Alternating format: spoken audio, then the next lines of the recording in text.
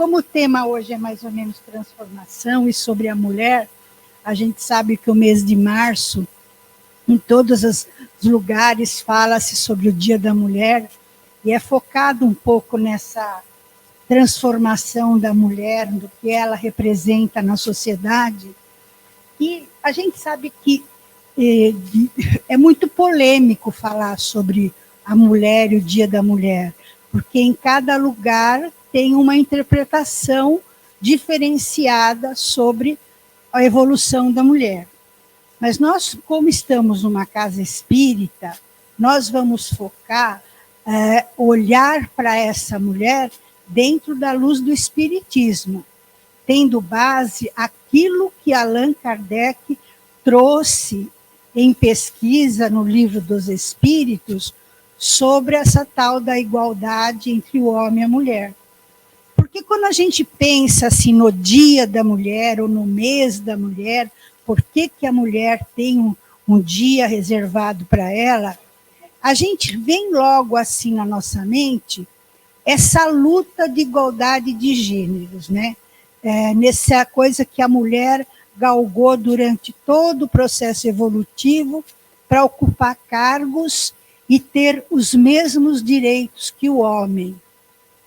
Então, para isso, nós fomos no Livro dos Espíritos, e eu vou precisar ler, embora não sou muito de ler nada, mas para ser assim, bem íntegra e verdadeira naquilo que o Kardec trouxe, eu prefiro ler o livro. Eu poderia explicar dar a resposta explicando, mas eu acho que é muito importante a gente ouvir aquilo que ele escreveu. Então, como é que foi por isso? Foi por volta de 1837. Os fenômenos espíritas estavam acontecendo em vários lugares. Os fenômenos eram tidos assim como um espetáculo. As pessoas iam assistir os fenômenos mediúnicos como se fosse um espetáculo circense. Se alguém já assistiu ou ainda não assistiu, eu indico aquele filme O Ilusionista, que ele fala muito bem, ele coloca no filme como eram usadas as manifestações mediúnicas. Eles pegavam os médiuns, levavam em teatros, e toda a elite da época ia lá assistir, era um espetáculo. Mas Kardec, que era um cientista, juntamente com um grupo, ele começou a pensar que poderia existir alguma coisa inteligente atrás daquele fenômeno. Foi aí que surgiu a doutrina espírita. Ele criou um grupo de pesquisa e começou a pesquisar, fazer perguntas. E assim ele foi fazendo perguntas e os espíritos foram dando as respostas. Quando ele via que a mesma pergunta, feita por em diferentes lugares, usando diferentes médiums, as perguntas eram iguais, ele considerava como uma resposta verdadeira. Então, foi assim que ele foi codificando o Livro dos Espíritos e todos os livros de Kardec, da codificação espírita. Então, nós podemos dizer que são respostas verdadeiras, porque não foram feitas por um homem só. Se fossem feitas por um homem só e respondidas por um único espírito, podia dizer assim, tem a história da pessoa, tem a experiência da pessoa e tem a interpretação pessoal da pessoa. Mas aí não, foi compilado entre vários lugares e vários espíritos. Daí ser uma obra científica, porque ela foi pesquisada e não escrita ou criada ou inventada por uma única pessoa. Por isso que a gente entende o espiritismo como uma filosofia, ciência e religião. Uma coisa que foi cientificamente pesquisada para entender a filosofia, para entender a evolução e para entender a religião. Por isso que eu faço questão de ler as perguntas. E como nós estamos falando de igualdade de mulher, nós fomos no capítulo 9 do Livro dos Espíritos, na Lei da Igualdade.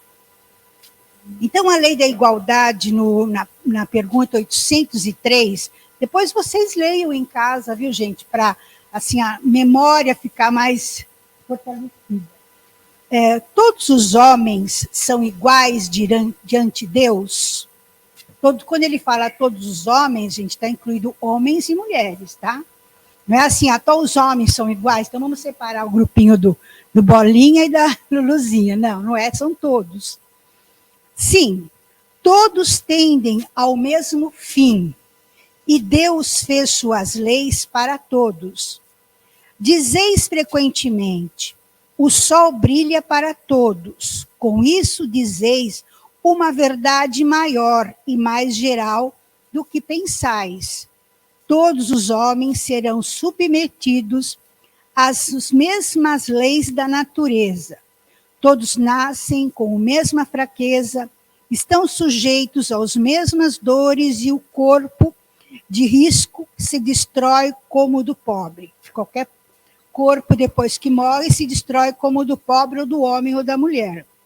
Portanto, Deus não deu a nenhum homem superioridade natural, nem pelo nascimento, nem pela morte. Quando ele fala aqui pelo nascimento, é assim, por exemplo, se você nasce numa família da aristocracia ou se você nasce numa família muito pobre. Não tem diferença nem aí. Depois da morte, tanto o rico quanto o pobre, ele vai virar pó do mesmo jeito. Diante dele, todos são iguais. Então, vamos observar a mulher e o homem, então não tem diferença perante Deus. Mas a diferença, a igualdade que ele coloca aqui é a nossa igualdade espiritual, a nossa igualdade de inteligência, a nossa capacidade de livre-arbítrio, de escolher entre o bem e o mal, e a nossa capacidade de passar pelas dificuldades evolutivas naturais pertinentes de sofrimento, tanto do homem como da mulher. Por exemplo, a pobreza, a doença, as luxúrias, os pecados. Nós temos as mesmas tentações, tanto do homem como a gula. Tanto o homem como a mulher pode ter o pecado da gula, da inveja. Então, essas leis naturais, o homem e a mulher são iguais perante essas leis naturais. Vamos para frente. Deu para entender essa pergunta? Porque depois nós vamos deslinchar isso. Igualdade de direitos do homem e da mulher, já mudou. Vocês estão vendo lá? Era a igualdade de tudo que você vai passar na Terra. Agora, aqui, igualdade de direitos. O que pode para a mulher e o que pode ou não pode para o homem e para a mulher. Diante de Deus, o homem e a mulher são iguais e têm os mesmos direitos. Deus não deu a ambos a inteligência do bem e do mal e a faculdade de progredir? Então, ele tá fazendo uma outra pergunta. Não deu para nós a mesma capacidade de progredir, de aprender? Hoje, graças a Deus, a mulher vai na escola tanto quanto o homem e ela pode aprender tudo que o homem pode pela sua inteligência. Mas será que mesmo aprendendo tudo que o homem pode, a mulher pode fazer tudo que o homem faz? Então vamos para frente. De onde se origina a inferioridade moral da mulher em certos países? Que a gente ainda assiste hoje a aberrações contra as mulheres em alguns países bastante atrasados moralmente, né? Então vamos lá. Do império injusto e cruel que o homem dobrou sobre ela. É um resultado das instituições sociais e do abuso da força sobre a fraqueza. Do abuso da força sobre a fraqueza. Quem é mais forte fisicamente? O homem ou a mulher? Então, o homem usou da força física para tornar a mulher sua submissa. Entre os homens pouco avançados do ponto de vista moral, a força faz o direito. Quer dizer, até bom tempo atrás, o homem usou a força para subjugar a mulher. Então, isso é uma diferença bem gritante que existe entre nós. O homem é forte fisicamente e a mulher é mais frágil. 819. Com que objetivo a mulher é fisicamente mais fraca do que o homem? Essa é a pergunta mais importante para nós. Existiu um objetivo. Deus não faz nada por acaso. Existia um objetivo para que a mulher fosse mais fraca e o homem mais forte. Então, nós já estamos percebendo aí que não existe uma diferença. Eles são iguais em alguma coisa, mas diferentes em outras coisas. Vamos lá. Vou repetir outra vez. Com que objetivo a mulher é fisicamente mais fraca do que o homem? Para lhe assinalar funções particulares. O homem é para os trabalhos rudes, por ser o mais forte. A mulher para os trabalhos suaves, e ambos para se entreajudarem nas provas de uma vida plena. Então, olha a coisa mais importante, eles são para entreajudarem, não é questão de ser melhor ou pior, é questão de complementaridade. 813. A fraqueza física da mulher não o coloca naturalmente sob a dependência do homem? Deus deu a uns a força para proteger o fraco, e não para se servir dele. A mulher é mais fraca que o homem, não é para ser servida para o homem. Ela é para complementar o homem, não para ele usar como uma servidora, uma serviçal. Deus contornou a organização de cada ser, as funções que deve cumprir. Se deu à mulher uma força física menor, dotou-a ao mesmo tempo de maior sensibilidade, relacionada, com a delicadeza das funções materiais e a fraqueza dos seres confiados aos seus cuidados. Então, é aqui que a gente vai ver. A gente sabe que Deus tem um plano para tudo que ele criou. Nada é por acaso, que do acaso não surge nada.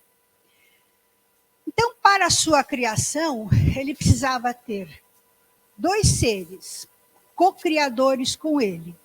Não era questão de ser melhor ou pior, mas era uma questão de eles serem companheiros, serem parceiros para criar tudo o que estava no plano de Deus. Então, ele criou o homem e a mulher, iguais perante Deus pela inteligência e pela capacidade de evoluir, porém diferentes em suas funções. Essas diferentes funções exigiam uma anatomia diferenciada também. Para o homem, uma anatomia mais robusta, mais forte, porém, um homem mais corajoso, menos sensível, que as suas funções para a criação do universo eram necessárias isso. E para a mulher, uma anatomia mais frágil, com mais sensibilidade, com mais capacidade de doação. Por quê? Para o homem foi designado que ele iria ser o construtor do planeta. Então, ele iria abrir os caminhos, construir as estradas, construir as condições de sobrevivência para aqueles que viessem depois dele. Só que ele iria construir tudo isso para quem? Tinha que ter descendentes. E para ter descendentes, sozinho o homem não procria. Então precisou ter a mulher, com uma capacidade de sensibilidade, de doação, de ser capaz de doar parte do seu corpo, ser capaz de doar um tempo da sua vida para que pudesse procriar essa semente que esse homem iria colocar nela. Então, é o equilíbrio do dar e receber. A mulher, com a sua sensibilidade e capacidade de receber, ela recebe do homem o seu esperma, a sua semente. O homem, ele dá a semente, ele confia na mulher, que a mulher vai fazer com que aquela semente procrie e dê frutos, né? Nasçam filhos daí. Com isso, ele acaba tendo um estímulo maior para o quê? Para avançar, para progredir, para construir, para criar. Então, ele continua abrindo caminhos, ele continua com o crescimento. Então, o maior estímulo que o homem tem para a prosperidade e para todo o progresso de todas as áreas é quando a sua companheira recebe o seu sêmen e lhe devolve como um filho. Então, essa é a complementaridade. Só que a nossa história mostrou que isso foi um sacrifício muito grande para as mulheres. Porque, no princípio, para você construir uma civilização, o homem precisou assim, não ter grande afetividade, não tinha esse desenvolvimento afetivo. Então, olhava para essa mulher não com uma complementaridade, com esse olhar de companheira na construção da minha vida, mas como uma serviçal para me servir e para produzir para mim. Então, o filho, antigamente, era visto praticamente como uma propriedade e a mulher também como uma propriedade. Isso precisou caminhar pela história. Como Deus tem um plano, não importa se esse plano vai ser concretizado em quanto tempo, não existe tempo para Deus. Ele tem um começo, um meio e um fim. Começo a gente já sabe. O meio, nós estamos nele. O fim é a perfeição para todos e nós vamos chegar. O tempo que se demora para esse percurso vai depender do livre-arbítrio dos dois, tanto do homem quanto da mulher. Então, o homem demorou um pouquinho mais no começo, e a mulher também. Só que a natureza vai caminhando, ela tem a sua história. Então, nós vimos que na história dessa evolução, o homem e a mulher são os dois agentes, e caminham juntos. Não tem como um para mais ou para menos. Nós vimos que a própria humanidade, tanto o homem como a mulher, por volta da Revolução Francesa, eles perceberam que tinha alguma coisa errada em toda a estrutura comportamental, afetiva da sociedade. Então, a própria Revolução Francesa veio exigir liberdade, igualdade e fraternidade. A partir deste momento que os próprios homens estão exigindo isso se estende para a mulher também. Vai aos poucos caminhando para a mulher. Porque até então, a mulher era considerada um ser não inteligente e sem alma.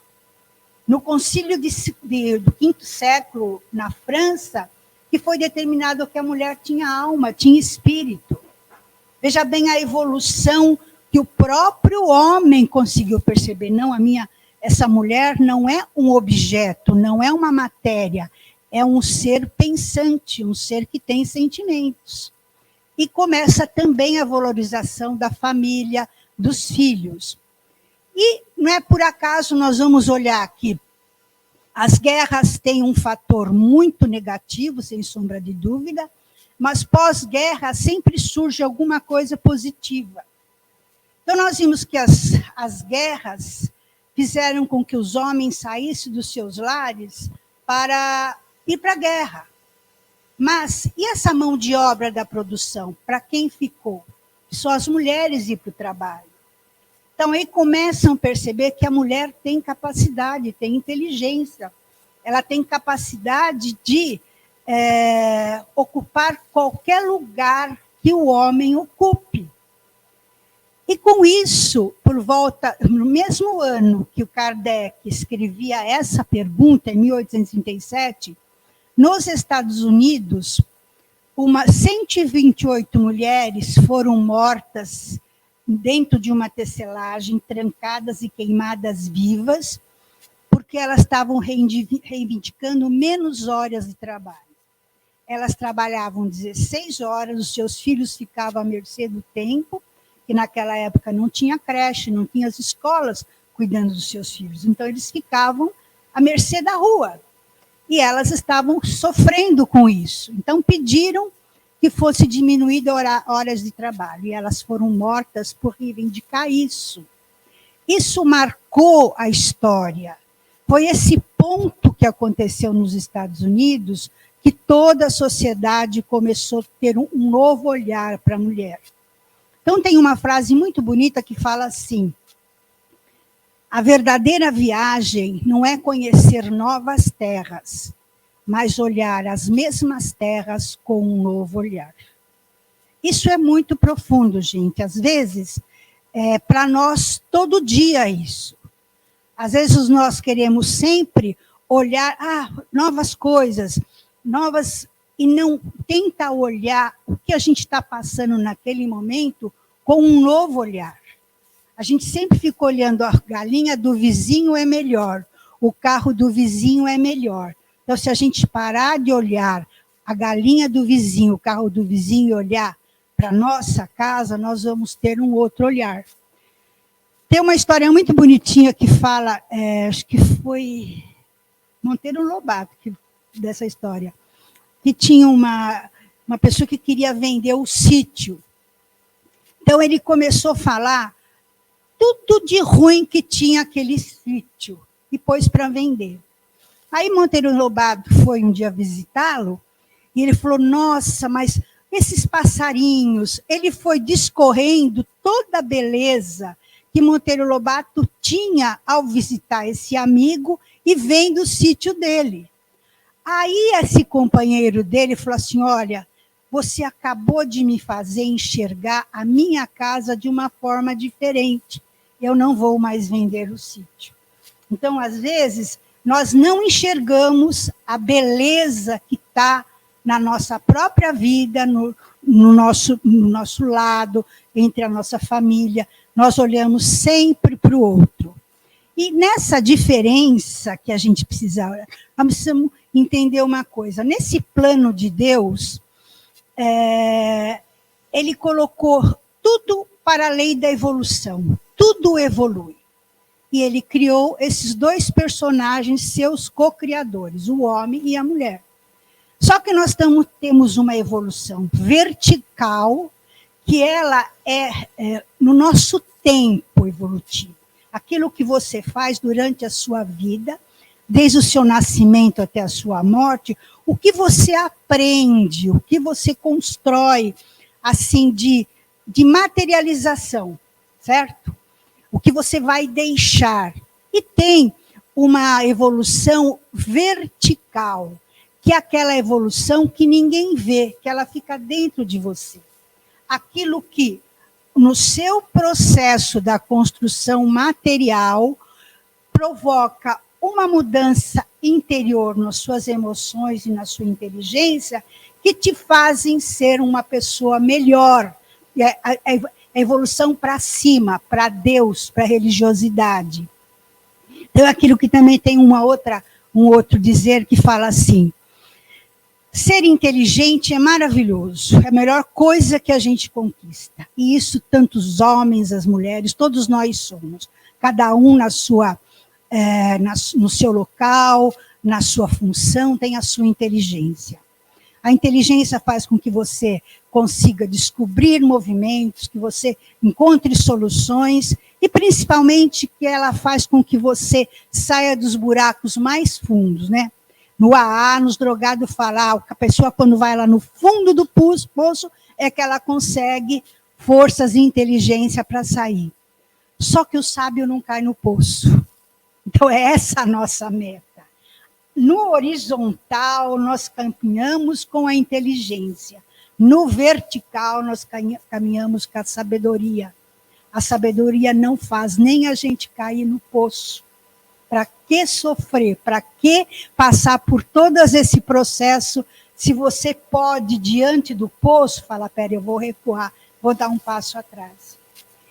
E o homem e a mulher também têm uma função nessa inteligência horizontal e vertical. Ao homem coube essa construção horizontal, construção do mundo, abrir os caminhos. Veja bem, quando os bandeirantes vieram para o Brasil, pelo menos eu desconheço alguma bandeirante. Eu conheço os bandeirantes e as suas mulheres que ficavam com a prole, cuidando da sua alimentação, mas eles é que tinham a força bruta, a coragem para enfrentar as florestas. Vocês já viram alguma mulher com britadeira nas estradas, fazendo buraco para fazer ferrovias, hidrovias? Eu desconheço. Não que a mulher não tenha, é que a mulher não tem força física, ela vai aguentar aquilo ali um mês, mas não. É aquela diferença que Kardec falou, porque os homens são fortes e as mulheres são fracas. Mas a mulher coube essa evolução vertical, porque ela, com essa complemitude mais fraca, mais terna, mais sensível, foi-lhe dado a capacidade de procriar. Então, nós temos uma caixa mágica. Eu falo para os meus netos, é o nosso micro-ondas, o útero, onde nascem, crescem os filhos. Se você olhar bem, é mágico essa parte da mulher, essa parte da procriação, da gestação. Aí que está a nossa maior diferença. 50% da humanidade, dos habitantes da humanidade, hoje acho que nós somos quase 8 bilhões, né? 4 bilhões são mulheres, e os outros 4 são homens e mulheres, são os nossos filhos. Todos os habitantes que estão na Terra vieram de uma mulher, vieram dessa caixa mágica. Então, só a gente olhando para isso, e esse olhar cabe ao homem e à mulher, olhar com gratidão, com carinho, com respeito, porque nós somos as procriadoras. Senão, o homem podia abrir muitas estradas, criar muito progresso, mas se não tiver os filhos, ele não tem estímulo. Então, nós, mulheres, somos os estímulos dos homens na prosperidade. De uma certa forma, está na mulher essa vontade que o homem tem de progredir. Então, nós vamos ler um texto aqui, muito bacana para a gente refletir, depois nós vamos continuar onde nós paramos. O cético e o lúcido. No ventre de uma mulher grávida estavam 2 bebês. O primeiro perguntou ao outro: você acredita na vida após o nascimento? Certamente, um deles respondeu. Algo tem de haver após o nascimento. Talvez estejamos aqui, principalmente porque nós precisamos nos preparar para o que seremos mais tarde. Olha que profundo isso, eles estão conversando na barriga da mãe. Nenhum sabe o que vai ter depois, nem acredita que vai ter vida. Bobagem, não há vida após o nascimento. Como verdadeiramente seria essa vida? Eu não sei exatamente, mas certamente haverá mais luz do que aqui. Talvez caminhemos com nossos próprios pés e comeremos com a boca. Isso é um absurdo. Caminhar é impossível e comer com a boca é totalmente ridículo. O cordão umbilical nos alimenta. Eu digo somente uma coisa: a vida após o nascimento está excluída. O cordão umbilical é muito curto, não dá para correr, né, com o cordão. Na verdade, certamente há algo.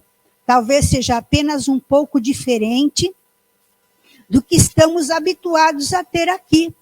Mas ninguém nunca voltou de lá depois do nascimento. O parto apenas encerra a vida. E, afinal de contas, a vida é nada mais do que angústias prolongadas na escuridão. Bem, eu não sei exatamente como será depois do nascimento, mas com certeza veremos a mamãe, e ela cuidará de nós. Mamãe? Você acredita em mamãe? E onde ela supostamente está? Onde? Em tudo a nossa vida. Nela e através dela nós vivemos. Sem ela, tudo isso não existiria. Eu não acredito. Eu nunca vi nenhuma mãe. Pois isso é claro que não existe nenhuma. Bem, mas às vezes, quando estamos em silêncio, você pode ouvi-la cantando, ou sente como ela afaga nosso mundo. Saiba, eu penso que só então a vida real nos espera. E agora apenas estamos nos preparando para ela. Quem não acredita em vida após a morte, pode refletir como esta historinha. Comece por acreditar na vida. Quer dizer, a gente tem tanto medo da morte, porque é o desconhecido, e acha que nós vamos sofrer. Normal, mesmo quem é espírita, tem convicção de reencarnação, acho que todos nós temos o medo de deixar a segurança, deixar o que veio antes. Porém, imaginem para nascer, se não é um sofrimento maior. Que, além de tudo, para nascer, você sabe todas as intempéries na vida que você vai ter, todos os desafios. E aí que entra a nossa mãe, aquela que acolhe, aquela que aguenta a gente 9 meses na nossa barriga, aquela que nos amamenta com o melhor alimento do mundo. Até hoje, nenhum cientista conseguiu fazer. Então, essa é a nossa maior diferença. E essa diferença que tanto o homem quanto a mulher tem que valorizar, tem que respeitar. E para esse momento, que nós estamos num movimento assim, onde a mulher já é qualificada para ocupar qualquer cargo numa indústria, em qualquer profissão, acho isso muito válido. Mas é importante que as mulheres e os homens caminhem juntos, principalmente para esse maior objetivo, que é os filhos, que é a família, que é a criação. O homem, quando olhar para uma mulher, para uma outra mulher, deve olhar que atrás dele teve uma mãe que foi respeitada, e se não foi, ela merece o dobro do respeito pelo filho. Que ele tem uma irmã que merece ser respeitada, e assim como respeitar as irmãs dos outros. E nós mulheres, se nós mulheres darmos efetivamente bastante valor para aquilo que nós fomos feitas, para a nossa sensibilidade, para a nossa maternidade, para a nossa maternagem, que é a criação dos filhos, não ter isso não ser um peso, porque o que a gente percebe que atrapalha muito a vida de uma mulher, tanto na saúde física, na felicidade amorosa e na vida profissional, não é tanto o peso desse trabalho, mas é o peso que a mulher faz com a maternidade, achando um peso, como é difícil, como eu estou cansada. Tudo que se refere à maternidade se tornou muito pesado. E aí é que tem que olhar de um olhar diferente, aquilo lá que a gente falou antes, olhar para as novas terras, viajar não olhar para novas terras, mas com outros olhos a mesma terra. Ver que a maternidade é um tempo na vida da gente, não dura a vida toda. Logo os filhos saem da nossa vida e vão encontrar o seu caminho e a gente volta para a nossa essência. Mas enquanto nós estivermos na função da maternidade, que sejamos felizes, gratas por aquele momento.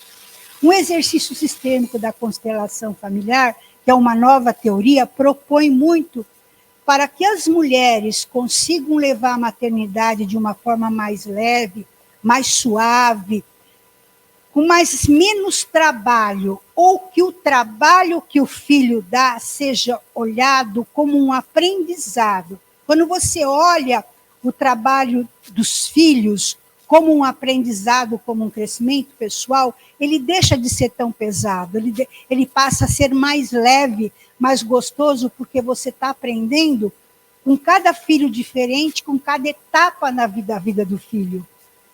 Isso torna a vida maternal mais leve. E com isso você faz um exercício maravilhoso. Se a gente está aqui, tanto o homem quanto a mulher, exercendo a nossa função nesse momento, quem veio atrás de nós? A nossa mãe e o nosso pai. Da forma que eles deram para nós a vida, a forma que eles puderam dar, eles deram o que podiam. Se nós agradecermos a isso e olhar o que vieram antes com gratidão, com honra mesmo, com reverenciamento, tanto o homem como a mulher conseguem na vida uma vida mais plena, menos problemas, porque nós vamos enxergar os problemas com aprendizado, uma vida de mais compartilhamento entre o casal, um equilíbrio entre dar e receber entre os dois. Isso que acontece flui também harmonicamente para os nossos filhos. Então, lembra quando eu falei lá no começo, que os homens foram os desbravadores, eles foram os corajosos de abrir os caminhos nas estradas? Os nossos antepassados já nos deram o caminho, já desbravaram os sertões. Cabe nós agora pôr um asfalto adequado na via, para que os nossos filhos possam caminhar com mais velocidade, com mais compreensão, e dali a pouco eles não vão mais pisar de estradas e nem rodovias, porque o meio de transporte vai ser aéreo, vai ser aqueles trens de alta velocidade. Então, tudo está na roda evolutiva. O importante é a gente estar integrado nessa roda, no nosso momento, fazendo a nossa parte, agradecendo o que veio antes, valorizando o presente de agora, o que nós estamos fazendo, para que os nossos descendentes possam, no futuro, preparar o quê? A nossa volta. Nós não estamos fazendo isso de graça. Não pense que nós estamos fazendo isso para o outro. Nós estamos fazendo para nós mesmos. Porque se nós estamos numa casa espírita e acreditamos na reencarnação, nós, na roda da vida, vamos estar nesse mesmo contexto. Podemos estar em lugares diferentes, mais evoluídos, menos evoluídos, mas vamos estar com os mesmos personagens. E se eu fui uma boa mulher, fiz as minhas funções adequadas, é possível que na outra reencarnação a minha vida seja mais fácil do que essa. Em relação a homem e mulher, como no começo falou que nós somos iguais perante Deus, perante a nossa inteligência, perante o nosso espírito não tem sexo. Nós podemos vir como homem e como mulher. E nós estamos assistindo isso agora. Nós estamos vendo, assim, vários tipos de famílias. Homoafetivas, o meu, os seus, os nossos. Então, vários tipos de famílias, mostrando que não é o sexo que faz a integridade da pessoa. A integridade da pessoa é a moral, é a ação dela. Aquilo que ela faz aquilo que ela escolhe como opção sexual, vai ser responsabilidade dela. Não deve ser julgado por nós ou por ninguém, porque são experiências de amor. É possível, sim, uma criança ser educada num lar homoafetivo, que se ela receber amor, limites, educação adequada, ela vai ser um espírito bom e ela vai cumprir a sua função. Porque não é uma regra sine qua non que entre um casal heterossexual, um homem e uma mulher, as crianças nasçam e sejam de um ótimo caráter. Isso não é uma regra. Elas podem ser criadas por vários tipos de família. Mesmo hoje nós vemos casais, muitas separações. Aí vem o marido separa, tem filho, outra mulher separa, se juntam, daí numa casa tem o meu, os seus e aqueles que virão desse casal. E todos estão ali. O que é isso? É um exercício para o amor universal, para o amor que não precisa ser consanguíneo. Nós temos que exercitar esse amor, independe da nossa família consanguínea. Eu posso amar uma pessoa que seja do mesmo sexo diferente, ou que não seja da minha própria família. Nós estamos passando por um momento desse exercício do amor universal, mas ele, acima de tudo, precisa ter o homem e a mulher cumprindo as suas funções, com amor e com respeito. Muito obrigado, gente, por vocês me ouvirem.